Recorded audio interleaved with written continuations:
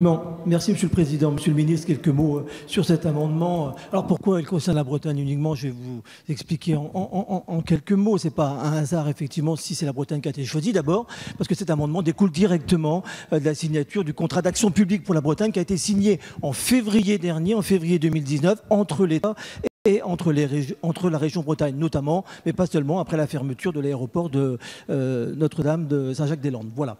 Mais pas seulement, parce qu'en Bretagne, nous avons depuis de nombreuses années une expérience de gouvernance régionale partagée véritablement entre l'État et les collectivités, la région, mais aussi les collectivités locales. On a une des CTAP qui fonctionne le mieux dans notre territoire et depuis de nombreuses années. D'ailleurs, le président de la République l'a dit, de faire de la Bretagne un laboratoire de l'action publique, une région pilote du nouveau rôle de l'État. Mais surtout, à travers cet amendement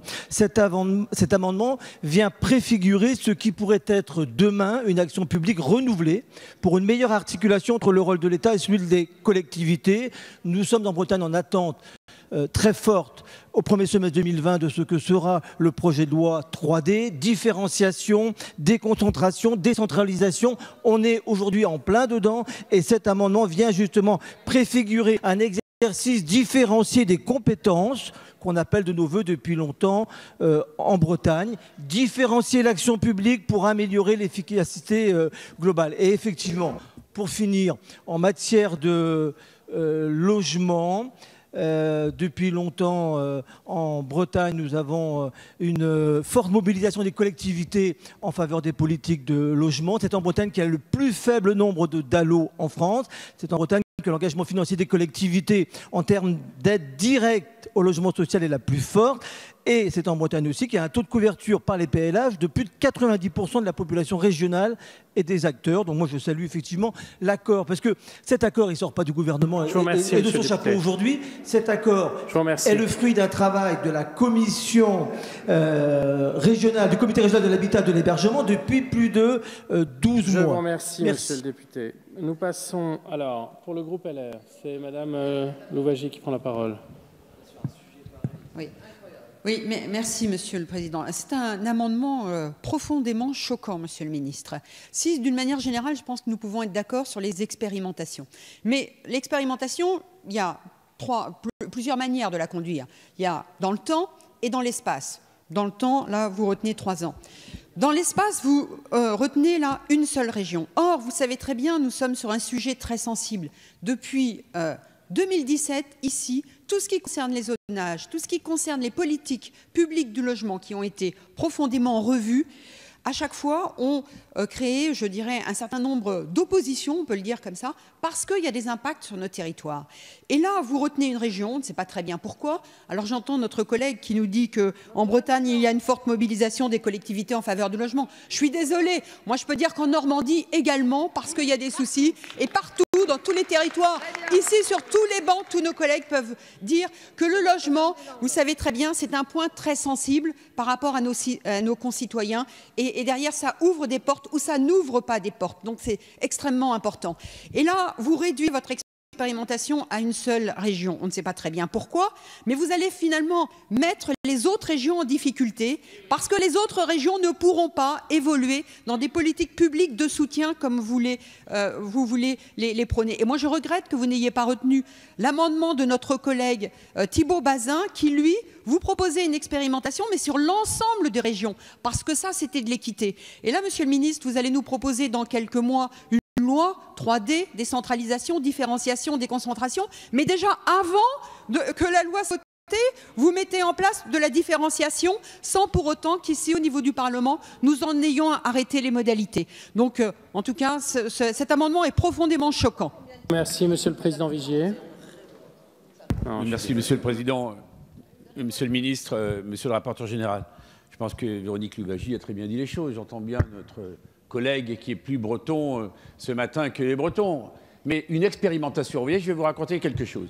J'étais jeune élu régional lorsqu'on avait lancé l'expérimentation ferroviaire pour savoir comment les régions allaient gérer à la place de la SNCF. Il y a un appel à projet qui a été fait et on a demandé à 3 régions de France de tester.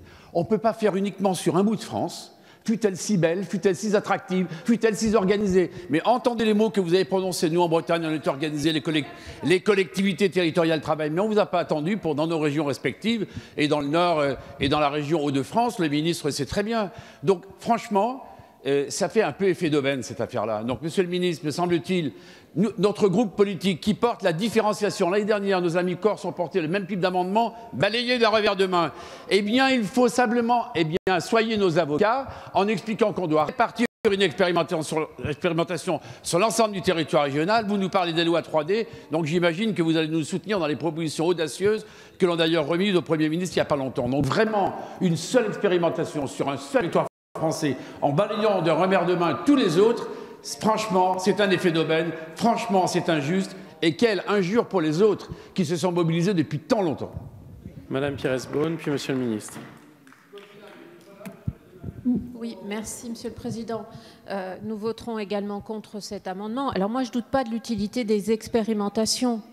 Je n'en doute pas, mais une expérimentation limitée, aussi limitée, effectivement, ça pose question. Et le fait de dire, on a une loi 3D qui va arriver, oui, mais justement, tout à l'heure en première lecture sur l'impôt crédit EHPAD, on m'a dit on va avoir la loi dépendance, attendons la loi dépendance. Eh bien, je vous réponds la même chose, attendons la loi 3D et on verra ce qu'on peut faire en termes d'expérimentation.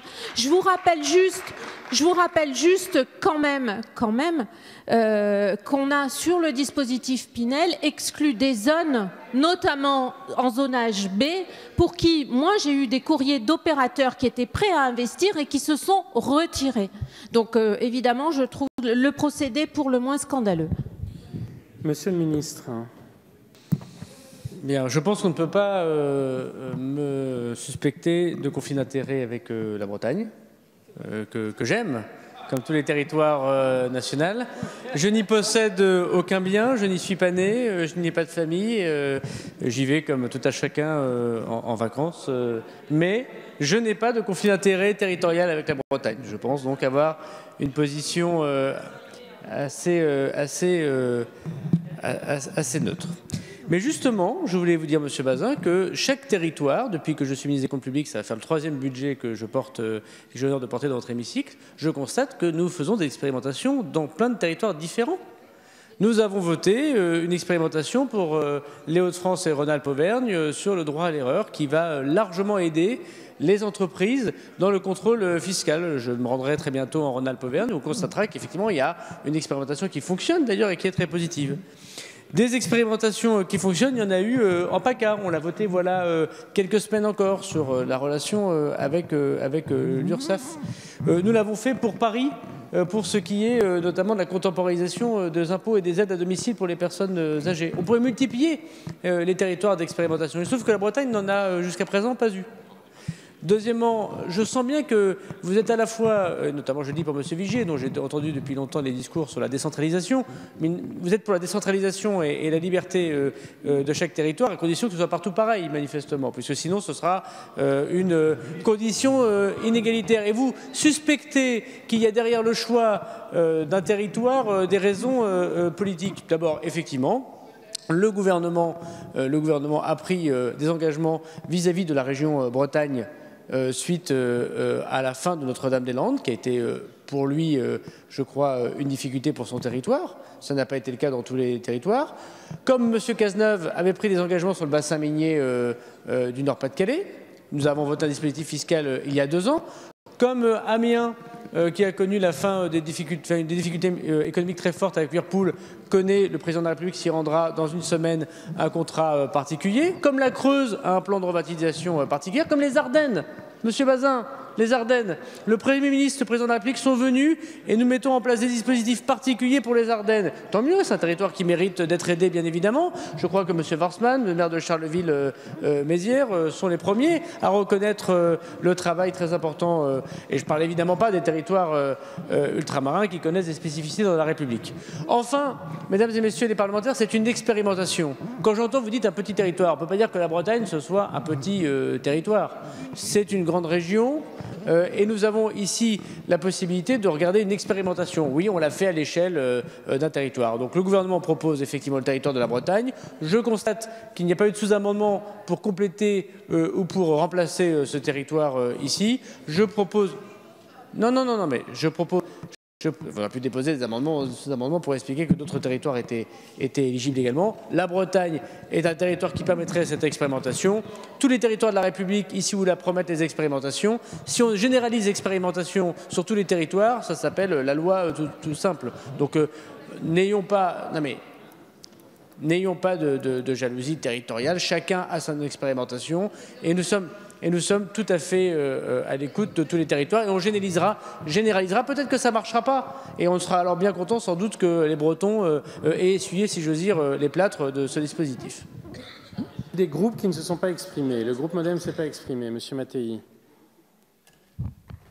Oui, c'est vrai que c'est un petit peu choquant de faire cette expérimentation que sur un territoire, surtout sur un dispositif comme le Pinel. On en a beaucoup parlé ce matin. Donc nous, on ne soutiendra pas cet amendement parce qu'il est un problème d'équité de territoire. On a tous nos problèmes. Je crois que soit ça marche ne marche pas. Mais je ne vois pas pourquoi, et surtout en prévision de la loi qui arrive sur la diversité des territoires, je pense que ce serait raisonnable En tout cas, nous ne soutiendrons pas cet amendement. Bien, les positions sont claires. Je ne vais pas reprendre une prise de parole, une deuxième par groupe, parce que sinon, on est reparti pour 8 prises de parole. Donc nous, je pense, nos débats sont largement éclairés. Vous avez déjà eu la parole, Président Vigier.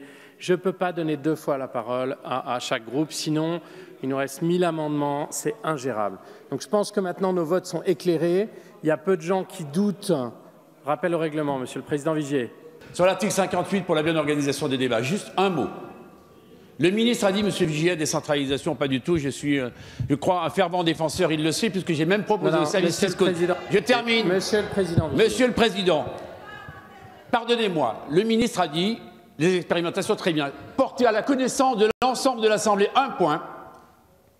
Le groupe Liberté et Territoire a déposé le même amendement pour la Corse, qui a été jugé irrecevable. Celui-ci l'est. Je voulais simplement que vous en soyez informés. Je vous remercie. Nous passons donc au vote, en commençant par Monsieur le Président de la Commission de droit. Juste un mot, je pense que c'est un sujet très sensible, le zonage. Je pense que l'expérimentation, par principe, c'est une bonne idée d'expérimenter parce qu'il y a d'énormes sujets. Je pense que le sujet est évidemment très restreint et qu'on devrait avoir une vision plus large des choses. Mais c'est contenu dans les propos quasiment du ministre, parce que si j'ai bien compris, le fait générateur, c'est Notre-Dame-des-Landes. Donc il faudrait au moins élargir au Pays de la Loire, puisqu'il me semble que Notre-Dame-des-Landes est plutôt dans les Pays de la Loire qu'en Bretagne. Bien, je pense que nos débats sont suffisamment éclairés. Nous pouvons maintenant passer au vote sur le sous-amendement, en commençant par le sous-amendement 3058, qui a reçu un double avis défavorable. Qui est pour? Qui est contre? Il est donc rejeté. Sur l'amendement 2938 du gouvernement, avis favorable de la Commission, je vais demander de bien marquer votre vote. Qui est pour?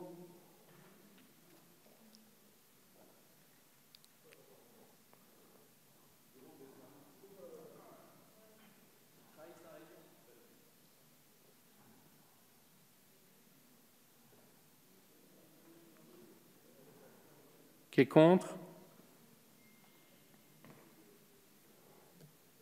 Il est donc adopté.